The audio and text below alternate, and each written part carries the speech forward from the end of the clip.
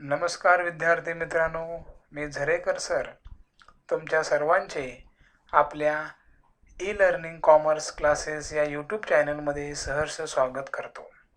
मित्रांनो, आपण accounts of not for profit कन्सर्नचे प्रॅक्टिकल प्रॉब्लेम बघत आहोत. पहिल्या नुसार या ठिकाणी मी तुम्हाला या लेसनचा एक इन्कम एक्सपेंडिचर आणि बॅलन्स शीट असलेला प्रॉब्लेमचा व्हिडिओ सादर केलेला आहे. आजच्या व्हिडिओमध्ये मी तुम्हाला फक्त इन्कम आणि एक्सपेंडिचर अकाउंट तयार करणारा प्रॉब्लेम शिकवणार आहे.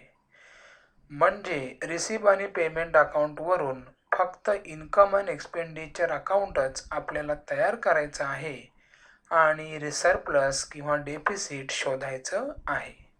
तर चला आपण सहज सोप्या पद्धतीने अकाउंट हा विषय शिकूया.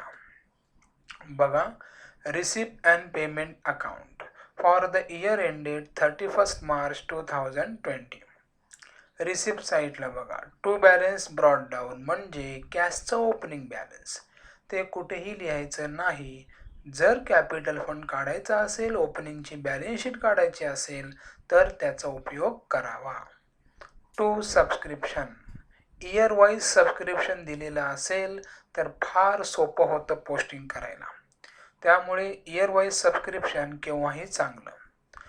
या ठिकाणी रिसिप्ट आणि पेमेंट अकाउंट विद्यार्थी मित्रांनो 2019-20 म्हणजेच 1920चं आहे. त्यामुळे 18-19 हे मागचं वर्ष आहे, प्रिव्हियस इयर आहे, लास्ट इयर आहे. तर लास्ट इयरचं आपल्याला किती मिळालेलं आहे? 5,000. तर या वर्षी लिहायचं नाही इन्कमला.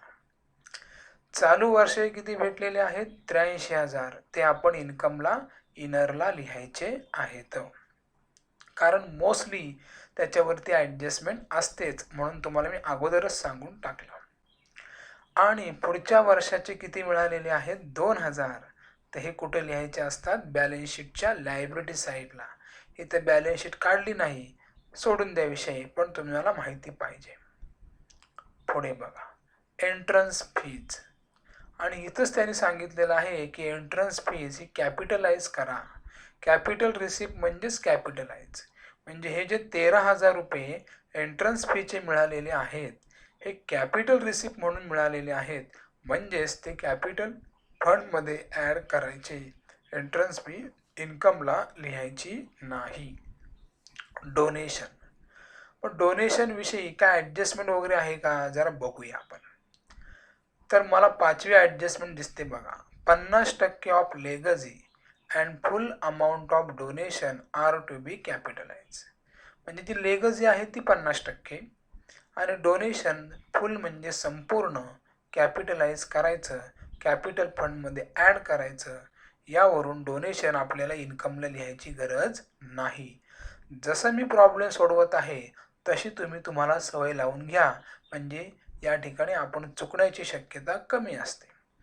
पुढे बघा, लेगसी इन्कमला इनरला, इंटरेस्ट ऑन डिपॉझिट इन्कमला, पिकनिक रिसिप्ट इन्कमला. आता पेमेंट साईड बघा, stationery expenditure, postage expenditure, picnic expenses expenditure, salary expenditure, annual general meeting expenditure, travelling expenses expenditure, rent expenditure, charity expenditure, sundry expenses expenditure, fix deposit, furniture आणि by balance carried down म्हणजे cash in hand हे asset साईडला जातील. पण इथे आपण balance sheet काढली नाही, त्यामुळे ते फक्त समजावून घ्यायचं, लिहायचं नाही. आता पहिली ॲडजस्टमेंट बघा, outstanding subscription for current year. म्हणजे करंट इयरचं सबस्क्रिप्शन किती आउटस्टँडिंग आहे? 7,000. ते करंट इयरच्या सबस्क्रिप्शनमध्ये इन्कमला ॲड करायचं. आणि जर बॅलन्स शीट काढली असती तर डबल इफेक्ट केला असता बॅलन्स शीटच्या असेट साईडला. मग सबस्क्रिप्शनला तुम्ही टिक मार्क करणं गरजेचं आहे. दुसरी ॲडजस्टमेंट बघा, purchase furniture on 1 October 2019 and it to be depreciated by 10% per annum. म्हणजे यांनी जो तुम्हाला पेमेंट साईडला फर्निचर दिसतोय तो फर्निचर त्याने 1 ऑक्टोबरला परचेस केलेला आहे.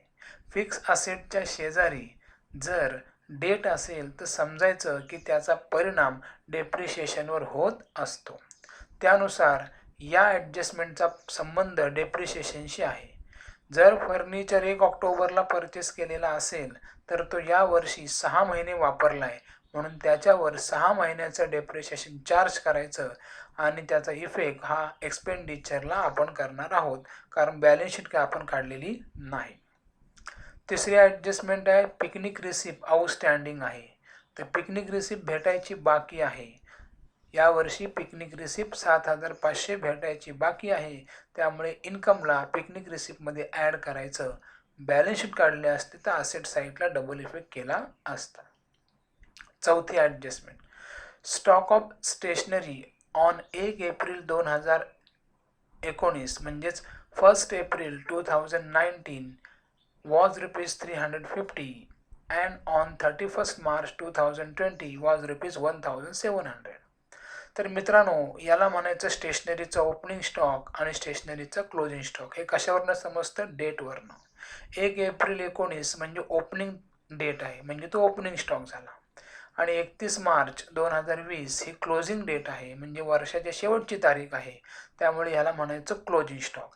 यावरून याला म्हणायचं स्टेशनरीचा ओपनिंग स्टॉक आणि स्टेशनरीचा क्लोजिंग स्टॉक. मग हे कसं सोडवायचं? तर एक्सपेंडिचरला सुरुवातीला लिहायचं to opening stock of stationery.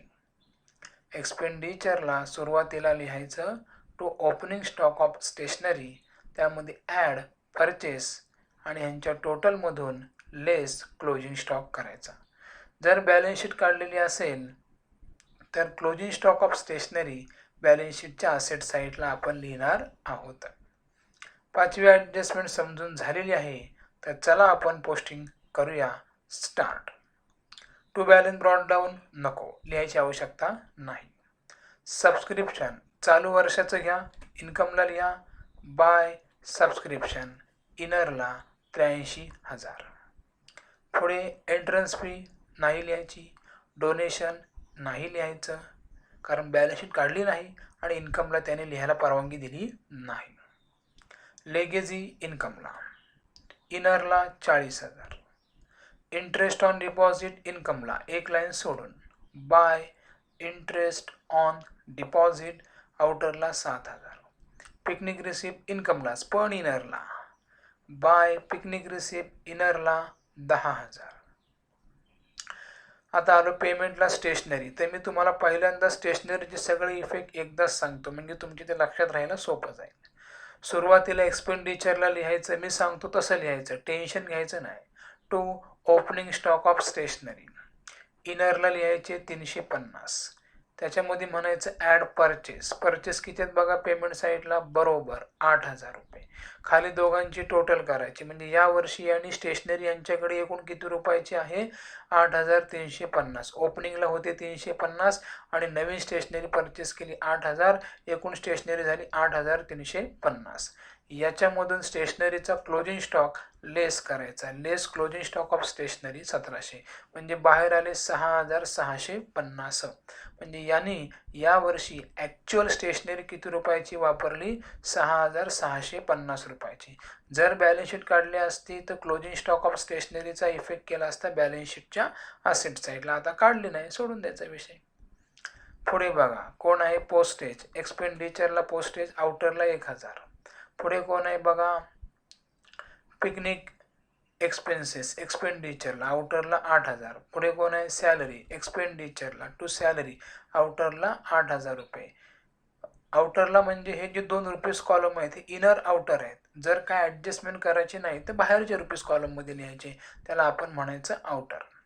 त्याच्यानंतर आहे पुढे बघा ॲन्युअल जनरल मीटिंग एक्सपेंडिचरलाच किती रुपये? 4,500. त्याच्यानंतर ट्रॅव्हलिंग एक्सपेन्सेस तिथंच एक्सपेंडिचरला टू ट्रॅव्हलिंग एक्सपेन्सेस 7,500. पुढं कोण आहे? रेंट एक्सपेंडिचरलाच किती लिहायचे? 12,000 रुपये.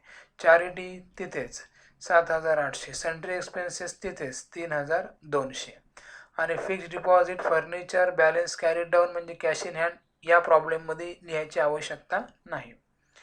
पहिली ॲडजस्टमेंट आउटस्टँडिंग सबस्क्रिप्शन करंट इयरचं सबस्क्रिप्शन आउटस्टँडिंग किती रुपये भेटायचं बाकी आहे 7,000. इन्कमला यायचं सबस्क्रिप्शनमध्ये म्हणायचं ॲड आउटस्टँडिंग 7,000, बाहेर येतील 90,000. म्हणजे या वर्षाचं सबस्क्रिप्शन आहे 90,000. त्यापैकी 83,000 रुपये भेटलेले आहेत आणि अजून 7,000 रुपये भेटायचे बाकी आहेत. एकूण झाले 90,000. बॅलन्स शीट काढली असती तर 7,000चा डबल इफेक्ट केला असता बॅलन्स शीटच्या असेट साईडला. दुसरी ॲडजस्टमेंट बघा, डेप्रिशिएशन आहे फर्निचरवर 10%. पेमेंट साईडला बघा, फर्निचर किती आहे 50,000. 50,000वर 10% किती येतील 5,000 वर्षाचे.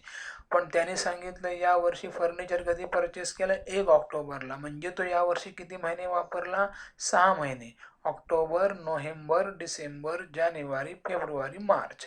म्हणजे यावर्षी त्याच्यावर 6 महिन्याचं डेप्रिशिएशन टाकायचं. 50,000वर 10% आले 5,000 पूर्ण वर्षाचे. मग 6 महिन्याचे किती येतील 2,500. 5,000च्या निम्मे. जर बॅलन्स शीट काढली असती तर फर्निचरमधून 2,500 लेस केलं असतं, पण बॅलन्स शीट काढली नाही, सोडून द्या विषय. डेप्रिशिएशनचा डबल इफेक्ट करायचा एक्सपेंडिचर साईडला. टू डेप्रिशिएशन ऑन फर्निचर आउटरला किती लिहायचे 2,500.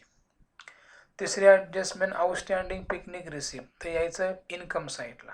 पिकनिक रिसिप्ट किती भेटलेली आहे 10,000 आणि अजून किती भेटायची बाकी आहे 7,500. म्हणायचं ॲड आउटस्टँडिंग 7,500. म्हणजे या वर्षाची एकूण पिकनिक रिसिप्ट किती आली 17,500. जर बॅलन्स शीट काढल्या असते डबल इफेक्ट केला असता बॅलन्स शीटच्या असेट साईडला. चौथी ॲडजस्टमेंट या ठिकाणी आपली ऑलरेडी झालेली आहे. पाचवी adjustment 50% legacy and full amount of donation are to be capitalise. डोनेशनचं काम झालेलं आहे, म्हणजे डोनेशन आपण तिकडे लायबिलिटी साईडला ॲड केलं असतं जर बॅलन्स शीट काढली असती तर. बॅलन्स शीट काढलेली नाही, त्यामुळे ते समजून घेऊन सोडून दिलं. इन्कम साईडला डोनेशन लिहिलं नाही. डोनेशन कॅपिटलाइज करा असं त्यांचं म्हणणं आहे, त्यामुळे डोनेशन हे आपण इन्कमला लिहू शकत नाही. मात्र 50% लेगेजी आपल्याला कॅपिटलाइज करायची आहे, तर आपण आलो या ठिकाणी इन्कमला. लेगेजी इनरला किती दिसतं तुम्हाला 40,000. त्याच्यामध्ये म्हणायचं ॲड 50% कॅपिटलाइज, ते आले 20,000 आणि ॲड लेस करून. म्हणजे या ठिकाणी त्याचा अर्थ असा होतो की एकूण जी लेगजी आपल्याला भेटलेली आहे 40,000, त्यापैकी 50% जी लेगजी आहे ही कॅपिटलाइज करायची आहे, म्हणजे कॅपिटल फंडमधून लेस करायची आहे. म्हणून लेगजी 40,000 आहे, त्यातून म्हणायचं लेस 50% कॅपिटलाइज. 40,000च्या 50% आले 20,000 आणि लेस करून बाहेर किती आले 20,000च आले. डबल इफेक्ट याचा आपण केला असता कॅपिटल फंडमध्ये ॲड, जर बॅलन्स शीट काढली असती तर. तर अशा प्रकारे या ठिकाणी तुम्हाला रिसिप्ट आणि पेमेंट अकाउंटवरनं फक्त इन्कम आणि एक्सपेंडिचर अकाउंटला पोस्टिंग करायला विचारलं तर अशा प्रकारे ती पोस्टिंग तुम्हाला करता आली पाहिजे. एवढं सगळं झाल्यानंतर एक्सपेंडिचरच्या आउटरची टोटल करायची, इन्कमची टोटल करायची. म्हणजेच थोडक्यात डेबिट आणि क्रेडिट साईडच्या टोटल करायच्या. जर एक्सपेंडिचरची टोटल जास्त आली तर डिफरन्स आला इन्कमला, त्याला म्हणायचं बाय डेफिसिट. आणि जर इन्कम साईडची टोटल जास्त आली आणि डिफरन्स एक्सपेंडिचर साईडला येत असेल तर त्याला म्हणायचं सरप्लस. या प्रॉब्लेममध्ये इन्कमची टोटल जास्त येते आणि डिफरन्स येतो एक्सपेंडिचरला, त्याला आपण म्हणायचं टू सरप्लस 73,350. तुम्ही करून बघा. या ठिकाणी इन्कमची टोटल करा, त्यातून एक्सपेंडिचरची टोटल मायनस करा, तर डिफरन्स तुमचा बरोबर 73,350 येईल. त्याला म्हणायचं सरप्लस. ब्रॅकेटमध्ये लिहायचं excess of income over expenditure. Excess of income over expenditure म्हणजेच सरप्लस. आणि जी मोठी टोटल आहे त्याने काय करायचं, तो टॅली करायचा. मोठी टोटल आहे 1,34,500, ही इन्कमची टोटल आहे. तर या ठिकाणी अशा पद्धतीने केवळ रिसिप्ट आणि पेमेंट अकाउंटवरून इन्कम एक्सपेंडिचर अकाउंटला कशी पोस्टिंग होते आणि तो कसं टॅली होतो हे तुम्हाला मी या ठिकाणी दाखवलेलं आहे.